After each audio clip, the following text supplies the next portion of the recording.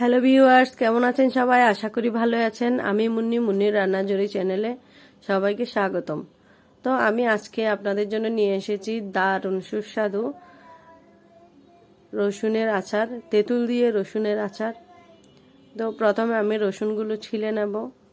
আসলে এটা আমার দিদির রেসিপি, আমার দিদি বানিয়েছিল, তো আমি সেটা ভিডিও করে এই আচার একটু ভিনেগার দিলেই অনেক দিন রেখে খেতে পারেন। নর্মাল ফ্রিজে রেখে, না হলে বাইরে রেখেও খেতে পারবেন। তো প্রথমে রসুনগুলো ছিলে নিয়েছি দুই বোনে মিলে। তারপরে রসুনগুলো একটু হালকা সিদ্ধ করে নেব। ভালো করে ধুয়ে নিয়ে সিদ্ধ করে নেব। হালকা সিদ্ধ হলে হবে। এদিকে একটু তেঁতুল নিয়ে, পরিমাণ মতো তেঁতুল নিয়ে একটু ভিজিয়ে রেখে দেবো, একটু চটকে, কারণ এগুলো পুরানো তেঁতুল ছিল। তো রসুন সিদ্ধ হয়েছে কিনা দেখে নেব। পানি শুকিয়ে নিব। রসুনগুলো যদি সিদ্ধ হয়ে যায়, একটু নরম হয়ে যায়, তাহলে নামিয়ে নিলে হবে। নেড়ে ছেড়ে পানিগুলো শুকিয়ে নেব। আপনারা দেখলেই বুঝতে পারবেন। আপনারা চাইলে সরিষার তেল দিয়ে ভেজে করতে পারেন, এদিকে টেস্ট আরও বেশি হবে, কিন্তু তেল বেশি লাগবে। তো এগুলো হচ্ছে ভাজা জিরা গুঁড়া, তারপর হচ্ছে পাঁচফোড়নও আমি গুঁড়ি করে নেব। দেখুন, কারেন্টের লোডশেডিংয়ের জন্য কিছুটা ভিডিও স্কিপ হয়ে গেছে। প্রথমে দিয়েছি একটা তেজপাতা, শুকনো মরিচ 2টা, সরিষার তেলে দিয়ে দিয়েছি। তারপর দিয়েছি হচ্ছে রসুনগুলো ভেজে নিয়ে কিছুক্ষণ, তারপর তেঁতুলগুলো দিয়ে ভালো করে নেড়ে ছেড়ে রান্না করে নিব। কম থাকতে হবে। আমি মাটির চুলায় করেছি। তারপর দিয়েছে হচ্ছে শুকনো মরিচের গুঁড়া। আপনারা আপনাদের পছন্দ মতো, যদি ঘরে ছোট বাচ্চা থাকে অবশ্যই দেখে বুঝে দিবেন, নাহলে বেশি জাল হয়ে গেলে বাচ্চারা খেতে পারে না।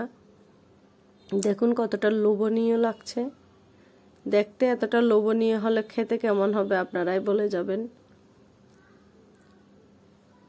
অনবরত নাড়তে থাকতে হবে, না হলে নিচে লেগে যাবে। নিচে লেগে গেলে তো তেতো হয়ে যাবে। সব কিছু গলে গেলে নিচে যেন লেগে না যায়, তার জন্য সামান্য পরিমাণে পানি দিয়ে একটু সব কিছু মিশিয়ে নিচ্ছে। এবার ভাজা জিরা গুঁড়া দিয়েও সবগুলো একসাথে মিশিয়ে নেবে। 1 চিমটি ভাজা জিরা গুঁড়া দেবে।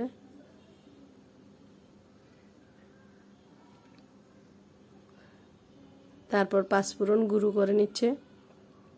একদম ভালো করে গুঁড়ি করতে হবে, যেন মুখে না লাগে। দেখুন, দেখলেই বুঝতে পারবেন 1 চিমটি দিয়েছে।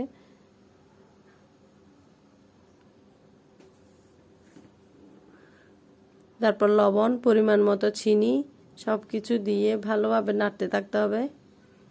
এ পর্যায়ে ভিনেগার দিয়ে ভালোভাবে নেড়ে ছেড়ে সব কিছু একসাথে মিশিয়ে নিয়ে নামিয়ে নিলেই রেডি হয়ে যাবে রসুনের আচার। আমি রুটি বা পরোটা দিয়ে খেয়ে দেখেছি, আপনারা অবশ্যই ট্রাই করে দেখতে পারেন। এবার পরিশেষে একটু দিয়েছে ম্যাজিক মশলাও বেশি না, একটু পরিমাণ মতো দিয়েছে 1 চা চামচ। ম্যাজিক মশলা হচ্ছে এই আচারকে বেশি টেস্ট করার কারিগর। আপনারা অবশ্যই দেওয়ার চেষ্টা করবেন। অনেকটা স্বাদ বাড়িয়ে দেয় এই ম্যাজিক মশলা। আমার রান্না যদি ভালো লাগে অবশ্যই আমার চ্যানেলটি সাবস্ক্রাইব করবেন, আর লাইক কমেন্ট করে পাশে থাকবেন। আর যারা লাইক কমেন্ট করেন তাদেরকে অসংখ্য অসংখ্য ধন্যবাদ। পরবর্তী ভিডিও আসা পর্যন্ত ভালো থাকুন, সুস্থ থাকুন।